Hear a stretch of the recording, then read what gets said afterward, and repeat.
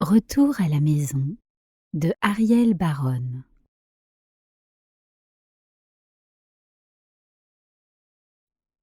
Votre voyage commence à l'aube du premier jour de mars. Vous vous préparez pour le départ. Vous finissez de ranger les quelques affaires que vous avez apportées avec vous. Le séjour fut agréable et le personnel de l'hôtel très sympathique. Vous ouvrez en grand la fenêtre de votre chambre qui donne sur la rue pour regarder au dehors. Quelques personnes se promènent déjà à cette heure-ci si matinale. Vous observez les joggeurs autour du parc qui se situe devant l'hôtel. Un homme boit son café sur le pas de la porte d'une maison, tandis qu'une jeune étudiante s'arrête devant un petit kiosque pour y acheter son petit déjeuner. Vous voyez une femme sortir d'un bâtiment pour promener ses deux chiens qui la suivent allègrement. Vous fermez votre sac et sortez de la chambre. Le couloir est vide. Vous arrivez au rez-de-chaussée de l'hôtel et vous vous approchez de la réception pour annoncer votre départ. Un homme joue du piano dans le salon pendant que les clients prennent leur petit déjeuner. Vous remettez la carte de votre chambre à la réception. Le personnel vous remercie pour votre séjour et vous souhaite un bon voyage. Vous vous approchez de la sortie et les énormes portes vitrées s'ouvrent automatiquement de chaque côté. Vous traversez la rue et rejoignez le taxi qui vous attend pour vous amener à la gare. Le chauffeur prend gentiment votre sac pour le ranger dans le coffre. En chemin, il vous explique qu'aujourd'hui, ce sera une très belle journée et le froid de courte durée. Les rues sont calmes et tranquilles. Vous ne croisez que quelques voitures et des cyclistes qui roulent en groupe à côté du parc qui borde la route. Vous arrivez à la gare et vous remarquez qu'elle est presque vide. Le bâtiment est moderne et plutôt chic. Il y a très peu de monde sur le quai, même si on devine que les wagons seront bondés. Vous vous félicitez d'avoir pris la décision de partir tôt le matin pour arriver en milieu de matinée. Certains préfèrent voyager de nuit pour pouvoir dormir pendant le voyage et profiter au maximum de leur journée une fois à destination. Vous, c'est l'inverse. Le voyage fait partie de l'aventure. Vous aimez partir très tôt pour en profiter. Il fait un peu froid, mais peu de vent. C'est le genre de temps que vous aimez. Vous en profitez pour mettre votre bonnet qui vous tient bien chaud en attendant votre train. Vous soufflez doucement sur vos mains froides pour les réchauffer un peu. Vous notez la buée qui sort de votre bouche à cause du froid. Vous regardez les quelques personnes qui passent par là. Personne n'est pressé. Vous entendez le bruit des roues des valises qui traînent sur le sol. C'est un son répétitif, prévisible, presque orchestré.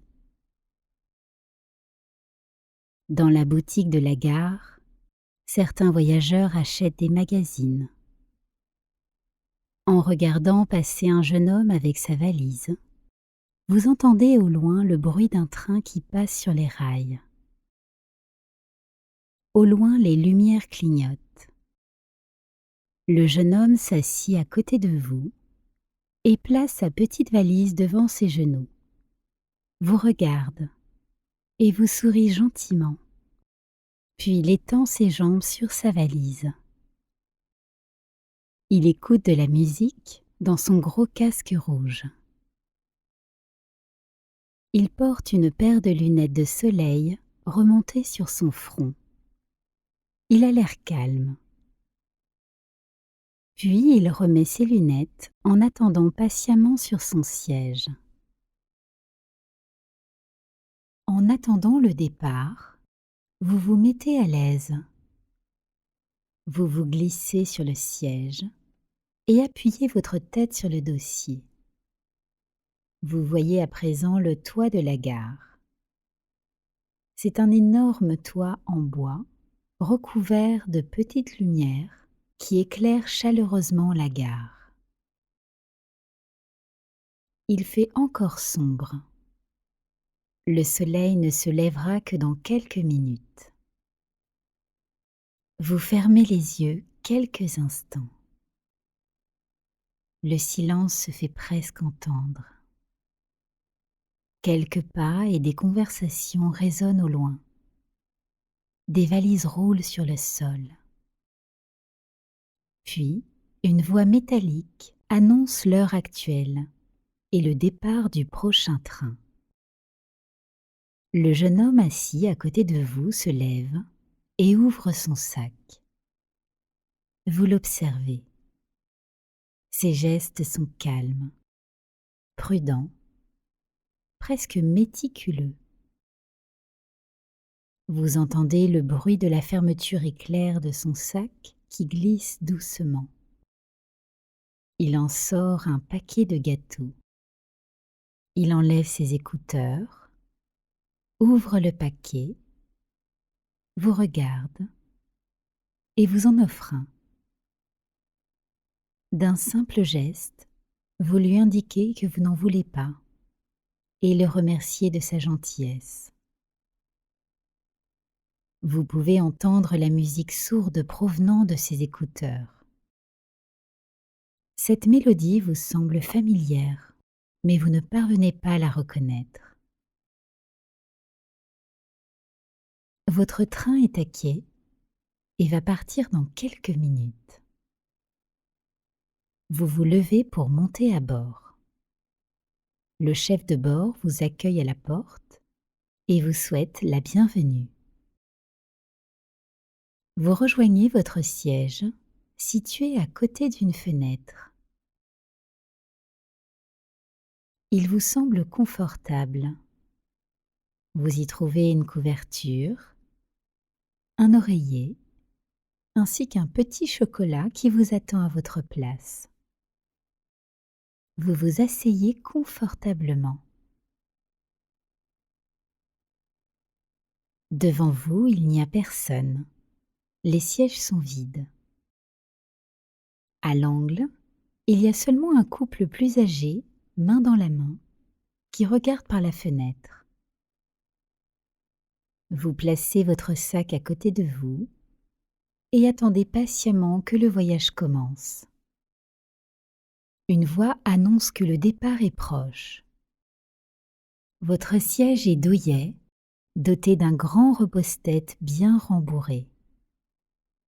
Vous avez de la place pour étendre vos jambes. Sur votre gauche, vous pouvez regarder dehors par la grande et large fenêtre.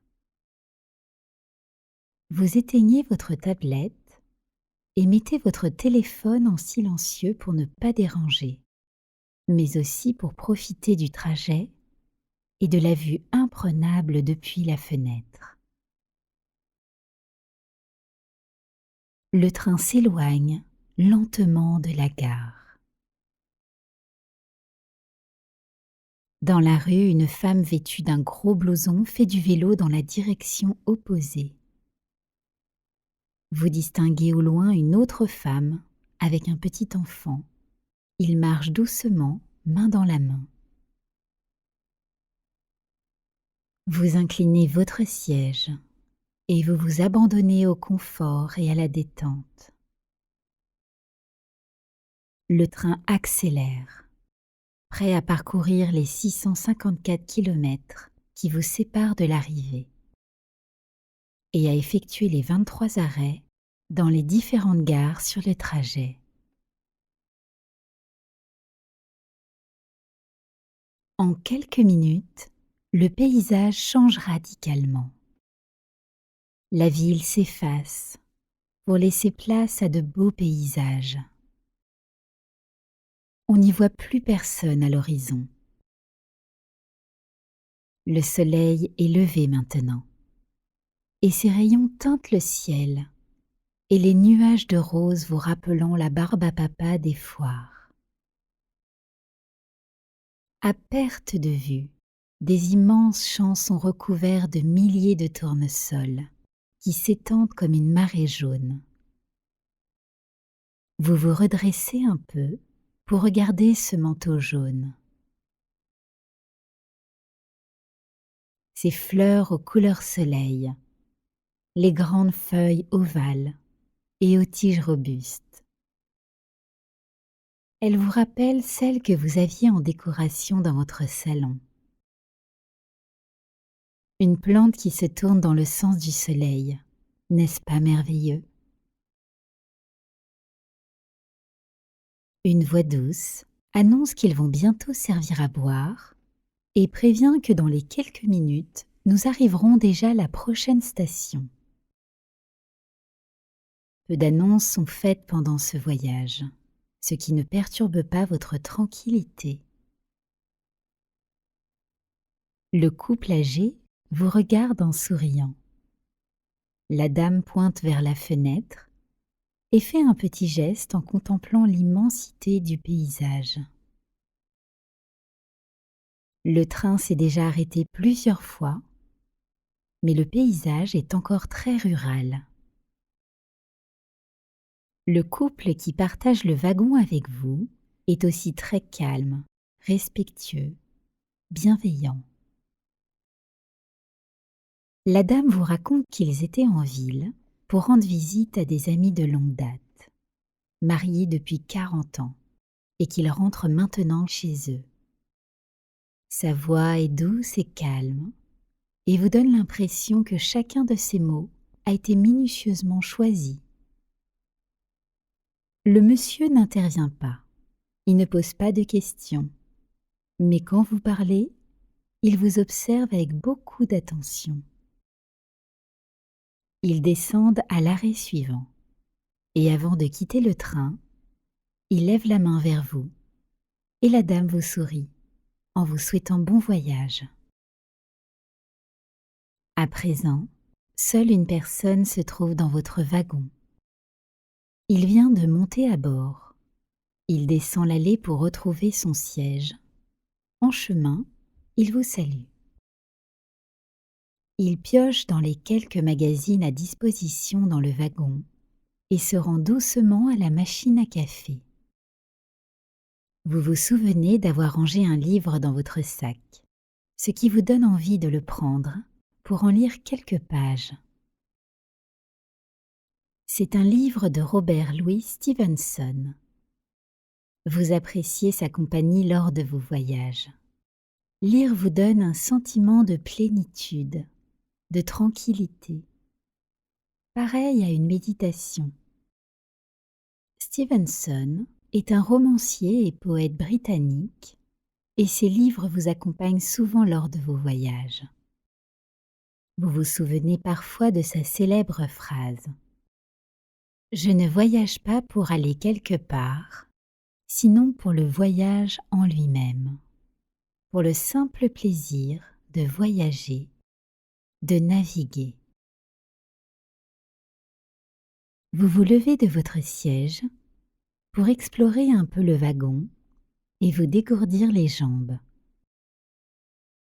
Vous continuez de vous émerveiller sur la beauté du paysage que vous pouvez toujours apprécier au travers des fenêtres qui longent les deux côtés du wagon. La plupart des passagers dorment, bercés par les vibrations du train.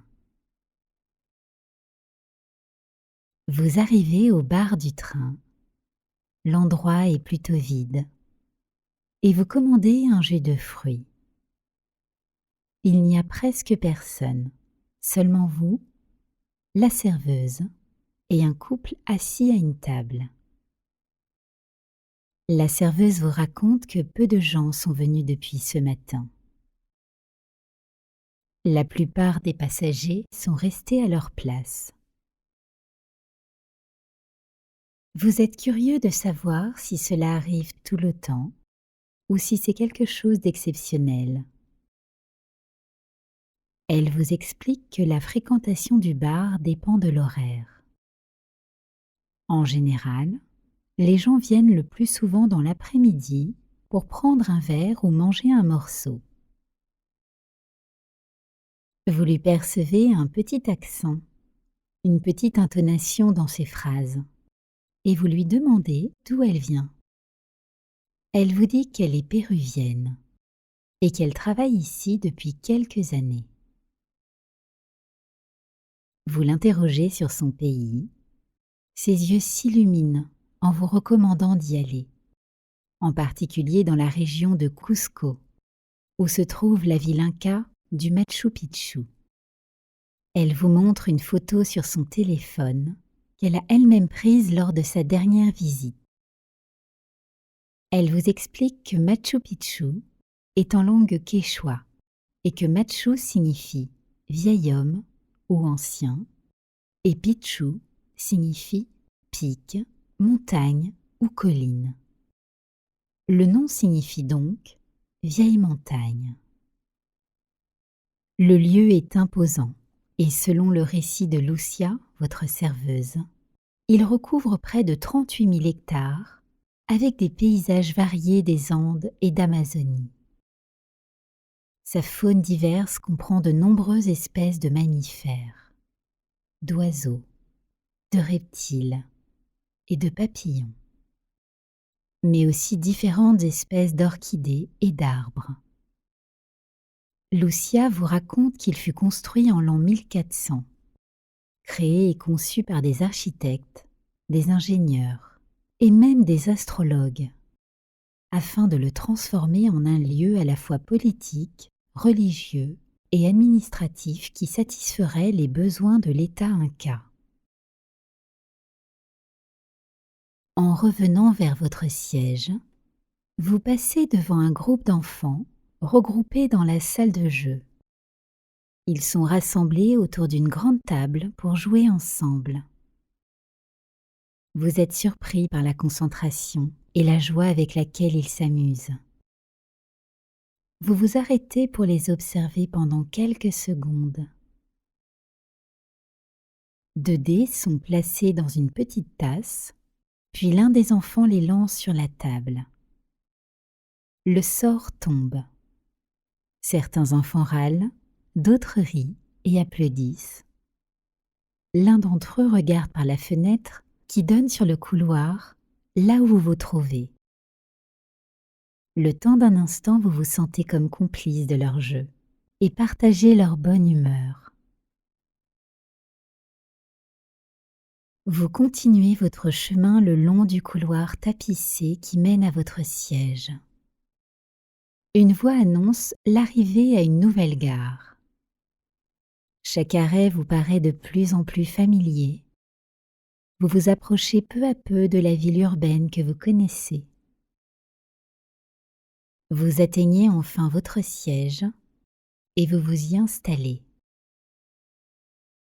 Vous posez légèrement votre tête contre la fenêtre. La fraîcheur du verre est agréable sur votre front.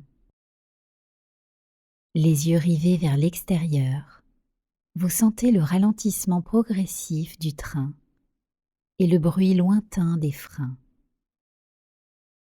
Des formes se dessinent, chaque fois plus claires, et les couleurs de plus en plus vives. Le train s'approche lentement du terminus, de votre ville. Vous distinguez déjà la gare, et en écho la voix du chef de bord annonce la fin du voyage.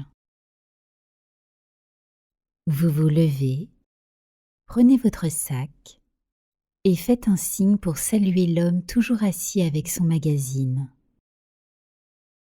Le chef de train vous salue également d'un signe de tête et d'un bref « à bientôt ». Vous quittez le quai et la gare. Le soleil déjà haut se reflète sur les pavés de la rue en pierre, tandis que des gros nuages filent au loin. Vous décidez de marcher les 700 mètres qui vous séparent de votre domicile.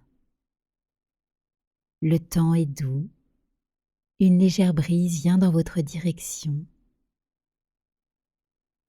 Vous sentez le vent flotter dans vos cheveux.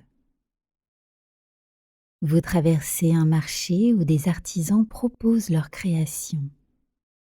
Une en particulier attire votre attention. Vous aimez ? C'est le site historique de Machu Picchu, monsieur, vous dit l'artisan. Vous l'achetez tel un souvenir. Vous ne le mettez pas dans votre valise, vous le gardez dans votre main. Certains enfants jouent avec un ballon dans la rue et un vieil homme joue un air de violon. Vous montez les 5 marches de l'escalier qui mène à votre porte d'entrée. Vous prenez les clés et d'une légère pression, vous ouvrez la porte. Lorsque vous rentrez chez vous, vous posez votre sac au pied du canapé. Soudain, il fait plus sombre et peu après vous entendez le bruit de la pluie. Vous vous installez dans votre canapé. Le sommeil vous gagne peu à peu et le bruit régulier de la pluie vous fait embarquer dans un tout autre voyage.